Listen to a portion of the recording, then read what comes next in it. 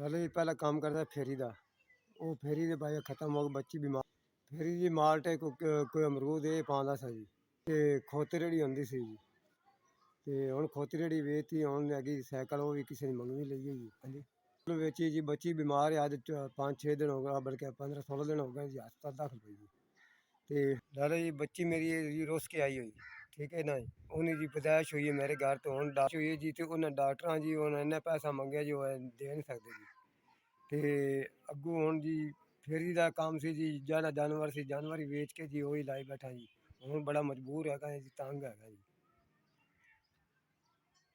ਇਸ ਟਾਈਮ ਜੀ ਹੁਣ ਬੱਚੀ ਦਾ ਇਲਾਜ ਕਰਾਉਂਦੇ ਪਏ, ਤੇ ਉਹਨਾਂ ਦੇ ਹਸਪਤਾਲ ਲੈ ਕੇ ਦੇ ਦੇਣੀ ਬਾਹਰ ਸਰਕਾਰੀ ਤੋਂ ਦਵਾਈ ਲੈਣੀ ਪੈਂਦੀ ਸਟੋਰ ਤੋਂ ਜੀ।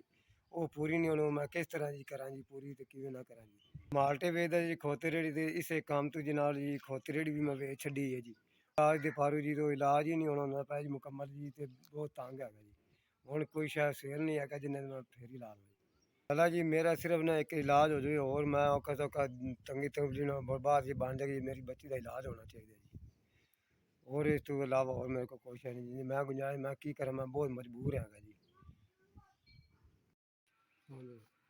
5000 ਹੈ ਜੀ।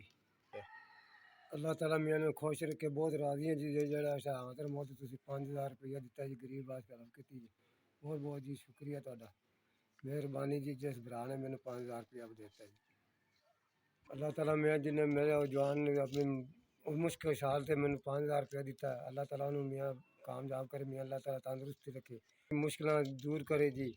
अल्लाह ताला उन्होंने तंदुरुस्ती दे जी। बहुत बहुत शुक्रिया जी ਉਹਦਾ। ऐसे वाले जी इस टाइम जी ऐसे भी ऐसे वाले ने जी 5000 इस टाइम मुश्किल ख्याल कर है। अल्लाह ताला जी उन्होंने तंदुरुस्ती रखे, बड़ी मेहरबानी जी।